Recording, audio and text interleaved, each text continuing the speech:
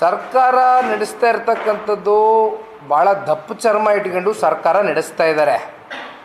ಅವ್ರಿಗೆ ಅಂತಿಮವಾಗಿ 5 ವರ್ಷಗಳ ಕಾಲ ಜನ ನಮಗೆ ಮತ ನೀಡಿದ್ದಾರೆ. ಮುಂದೆ ನಾವು ಬರೋದಿಲ್ಲ ಅಂತಕ್ಕಂಥದ್ದು ಅವ್ರಿಗೂ ಮನಸ್ಸುಗಳಲ್ಲಿ ಗೊತ್ತಿದೆ.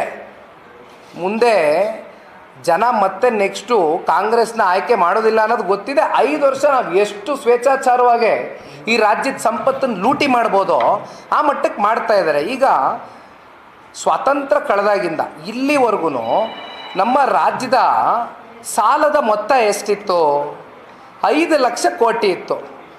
2 ವರ್ಷದಲ್ಲಿ ರಾಜ್ಯದ ಮುಖ್ಯಮಂತ್ರಿಗಳು ಮೊನ್ನೆ ಏನು ಬಡ್ಜೆಟ್ನ ಮಂಡನೆ ಮಾಡ್ತಾರೆ, 2 ವರ್ಷದಲ್ಲಿ ಹತ್ತತ್ರ 2.25 ಲಕ್ಷ ಕೋಟಿಯಷ್ಟು ಸಾಲ ಮಾಡಿದ್ದಾರೆ. ಒಬ್ಬೊಬ್ಬ ಕನ್ನಡಿಗನ ಮೇಲೆ 14,700 ರೂಪಾಯಿಯಷ್ಟು ಸಾಲದ ಹೊರೆ ಅವನ ತಲೆ ಮೇಲೆ ಬಿದ್ದಿದೆ, ಭಾರ ಬಿದ್ದಿದೆ 2 ವರ್ಷದಲ್ಲಿ. ಹೋಗಲಿ, ಏನು ನೀವು ಸಾಲ ತೊಗೊಂಡಿರ್ತಕ್ಕಂಥದ್ದು ಈ ರಾಜ್ಯದ ಇನ್ಫ್ರಾಸ್ಟ್ರಕ್ಚರ್ಗೋಸ್ಕರನ, ಅಭಿವೃದ್ಧಿಗೋಸ್ಕರನ, ಯಾವ ದೃಷ್ಟಿಯಿಂದ ಸಾಲ ತಗೊಂಡಿದ್ದೀರಿ?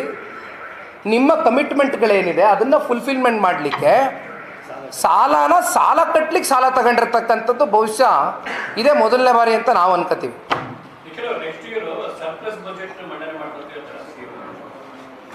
ಎಲ್ಲಿಂದ ಮಾಡ್ತಾರೆ ಸರ್? ಇವೆಲ್ಲ ಸುಮ್ಮನೆ ಚರ್ಚೆಗೆ ಸೀಮಿತವಾಗಿರ್ತಕ್ಕಂಥ ಟಾಪಿಕ್ ಅಷ್ಟೇ. ಇವತ್ತು ಕೊಟ್ಟಿರ್ತಕ್ಕಂಥ ಬಡ್ಜೆಟ್ನಲ್ಲಿ ಎಷ್ಟರ ಮಟ್ಟಕ್ಕೆ ಫುಲ್ಫಿಲ್ಮೆಂಟ್ ಆಗ್ತದೆ ಅಂತಕ್ಕಂಥದ್ದು ಮುಂದೆ ನೋಡಬೇಕು.